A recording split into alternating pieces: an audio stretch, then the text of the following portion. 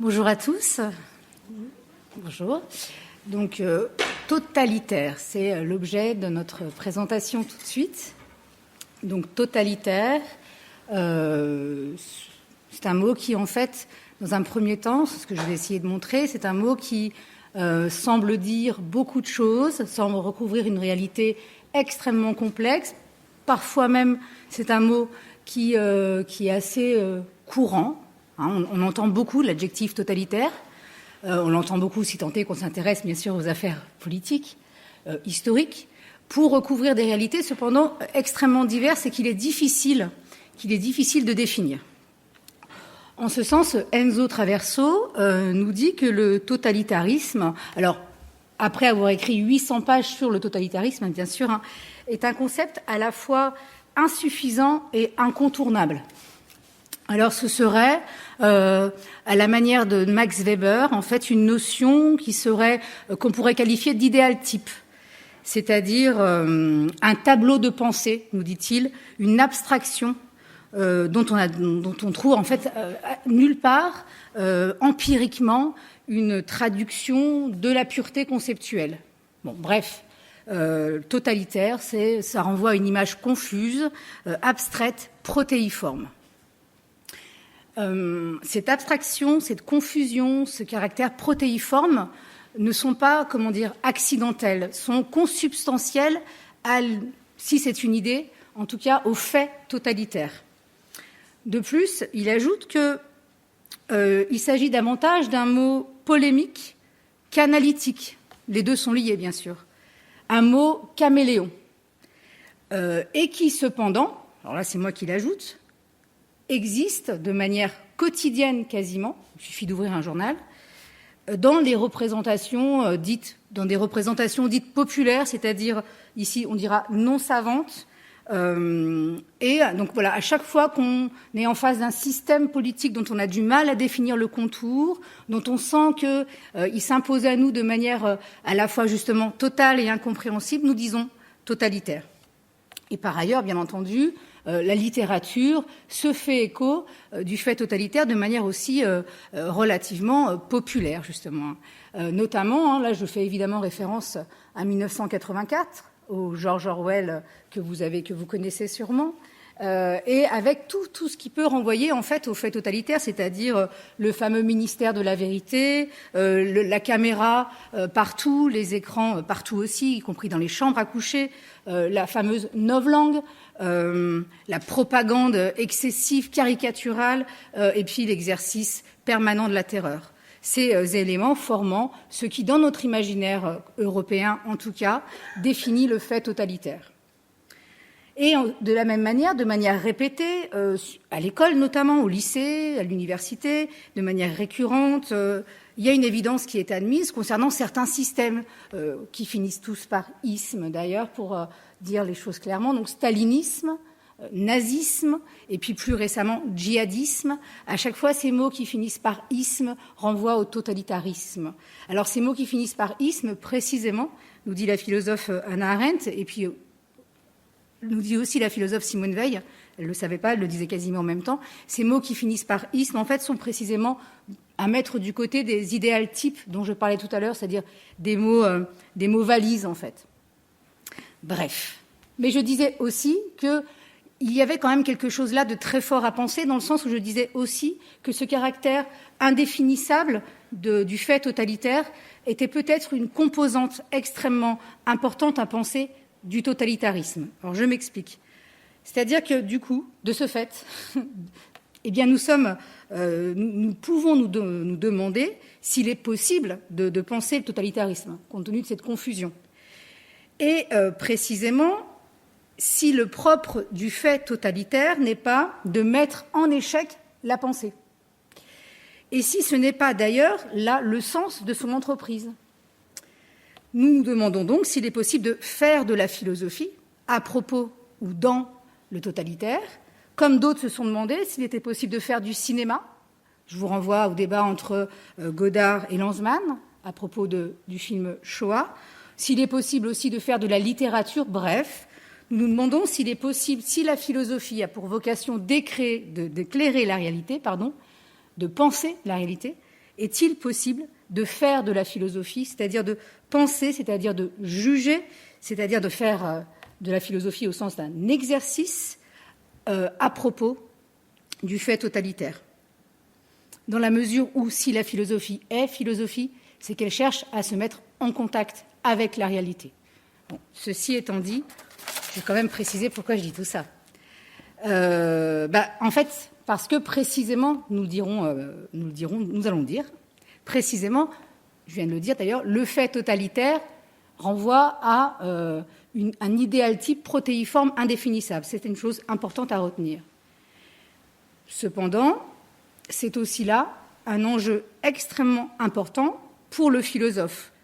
Car si tous les hommes sont des philosophes, là je reprends un petit peu le point de vue grec de la philosophie, par opposition, vous savez, peut-être dans le Ménon, Platon oppose les bêtes, les dieux, les hommes, et le propre des hommes, eh bien, c'est de penser, c'est-à-dire éventuellement de rechercher la sagesse, c'est-à-dire de faire de la philosophie. Donc je répète, si tous les hommes sont des philosophes, se peut-il qu'en de sombres temps, appelons totalitaire, qualifions le temps totalitaire comme un fait sombre, comme un temps sombre, est-il si simple d'être un homme? Et comme il n'est pas si simple d'être un homme, est-il possible d'être un philosophe? C'est compliqué, hein, mais vous allez voir, ça va s'éclaircir. Mais pourquoi est-ce que je dis cela? Alors, je vais dire cela d'abord en éclairant les choses, en passant par 3 petits moments, parce que je n'ai pas beaucoup de temps, c'est normal.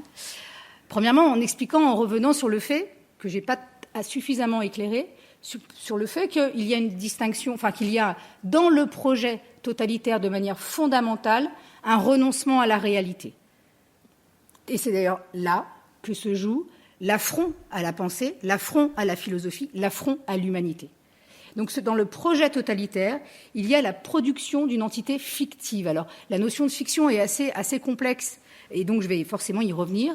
Donc une entité fictive, j'entends par là sans limite, sans prise pour le réel, et qui met donc en échec, et non pas en échec, la recherche de la vérité.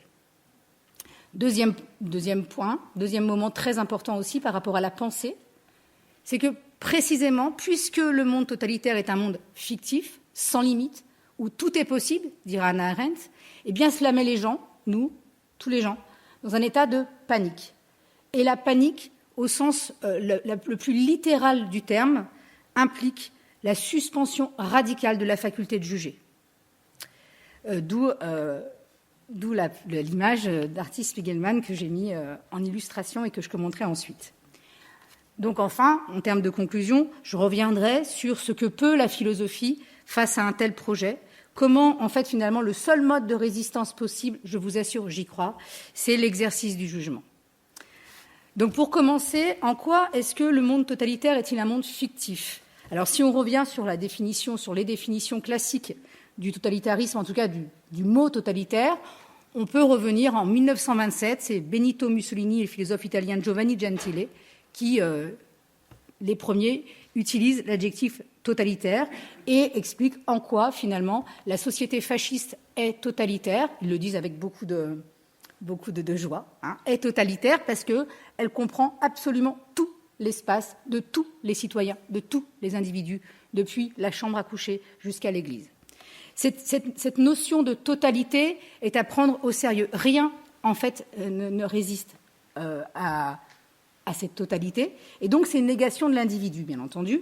Et dans l'individu, une négation de la subjectivité. Et c'est là où se joue la philosophie. Puisque qu'est-ce que la philosophie, sinon la persistance de la subjectivité? Alors, qu'est-ce que je veux dire par là? C'est la capacité à émettre un jugement. Pas forcément très élaboré, on n'a pas besoin d'avoir lu des millions de livres, même peut-être on n'est même pas obligé d'en avoir lu un seul, mais simplement la capacité de se questionner, la capacité d'avoir un point de vue possible sur le monde. Eh bien, c'est ça que le délire totalitaire veut absolument abolir. C'est-à-dire, c'est un monde sans conception du monde, sans regard neuf, sans natalité, comme dirait Hannah Arendt. Au contraire, on va fabriquer un homme nouveau. Donc, c'est un monde de forgerons. Enfin, forgerons étant, il n'y a pas beaucoup de forgerons non plus. Il y a le chef, le Duce, le forgeron, c'est aussi Staline, bien sûr, qui est le maître des forges, ou Pol Pot, qui se dit aussi forgeron. Et là, qu'est-ce qu'on fabrique? Eh bien, on fabrique un individu identique à d'autres individus, absolument indifférent, c'est-à-dire que ce soit vous, moi ou un autre, c'est indifférent. Et donc, totalement, nous dit Hannah Arendt, et là c'est gravissime, superflu. L'homme devient superflu, puisque nous avons évacué son point de vue, son regard, son questionnement, sa singularité. Bien sûr, cela va avec la négation de l'histoire, ça va avec la négation de la tradition, bien entendu, de la famille, de toute forme de lien, en fait, qui font que nous sommes, parce que nous avons des points de vue possibles, parce que nous sommes en lien les uns avec les autres, bien entendu. Donc, négation aussi de l'altérité, bien entendu, de tout ce qui donne du sens et tout ce qui permet de nous situer, en fait. Et c'est là où il y a cette notion de fiction qui apparaît, puisqu'en fait, c'est pas possible. Et d'ailleurs, Hannah Arendt le dit, dans le monde totalitaire, tout est possible, sous-entendu. Rien n'est impossible, sous-entendu, il n'y a pas de réalité. En réalité, il y a des choses possibles et des choses impossibles, parce qu'il y a des choses que nous pouvons penser. Ce qu'abolit le système totalitaire, c'est l'exercice du jugement. Voilà. Et ça rend les gens... donc ça nous met dans un état comme ça, fluctuant, fictif. Mais cet état en fait, de ce rapport, cette absence de prise possible sur la réalité, ce mensonge, finalement, où tout devient vrai ou faux en fonction dont on ne sait même plus de qui, d'ailleurs, puisque, par exemple, c'est un fait courant, c'est un fait connu, très bien éclairé par les historiens, que Staline avait, soi-disant, un sens de l'humour. Il avait le sens de l'humour. Un drôle de sens de l'humour, et c'était très, très, très, très angoissant pour les gens qui étaient autour de lui, son humour. Parce que si, à un moment donné, il pouvait trouver drôle quelque chose, donc on se disait, bon, alors, je vais lui faire la même blague qu'hier. Sauf qu'en fait, aujourd'hui, non, il la trouve plus drôle du tout. Et là, ça va très, très mal pour vous, en fait. Vous avez une espérance de vie de 3 secondes 30. Voilà. Donc, voilà, on retrouve ces anecdotes, notamment chez Todorov, qui dit ça très, très bien. Mais ce que je veux dire par là, c'est que, vous voyez, c'est une illustration on peut se tenir à rien. Rien n'est stable. Et c'est de là où advient la panique dont je vous parlais tout à l'heure. L'état de panique c'est pas exactement la terreur, ça naît d'une terreur qui s'arrête jamais. C'est fantastique. Naît d'une terreur sans fin, c'est-à-dire sans finalité et sans terme. Et alors c'est pourquoi j'ai proposé de mettre cette illustration, parce que moi, personnellement, d'abord j'ai lu 25 000 fois cette bande dessinée, donc Artie Spiegelman, Maus, 1992, alors que j'étais même pas née. Non, c'est pas vrai, j'étais déjà née. Donc là, vous voyez, alors c'est simplement, j'ai pas le temps de faire un commentaire trop précis, mais attardons-nous juste sur la deuxième et la troisième bulle. Alors là, Artie Spiegelman, c'est la petite souris là, qui va voir son psy parce qu'il est en train d'écrire l'histoire de son père qui était à Auschwitz, et il n'y arrive plus parce qu'il ne sait plus, il n'y arrive pas. Et donc il demande à son psy, qui est lui-même déporté, à quoi ça ressemblait à Auschwitz. Deuxième bulle, il lui met ce qu'on ressentait à Auschwitz, comment l'expliquer? Bon, vous voyez, donc il fait un énorme cri, donc lui, Artie, voilà, est pris de panique, et cette prise de panique, c'est la petite souris là que vous voyez qui est complètement défaite. Et ce qui m'a toujours interloqué, c'est cette histoire de permanence. Il dit c'était un peu ça, mais en permanence, depuis l'instant où on passait la porte jusqu'à la toute fin. Alors moi, j'avais essayé de me figurer ce que ça pouvait bien vouloir dire d'être dans cet état-là en permanence, parce qu'on a tous eu des moments de frayeur. Par exemple, moi, j'aime pas les araignées.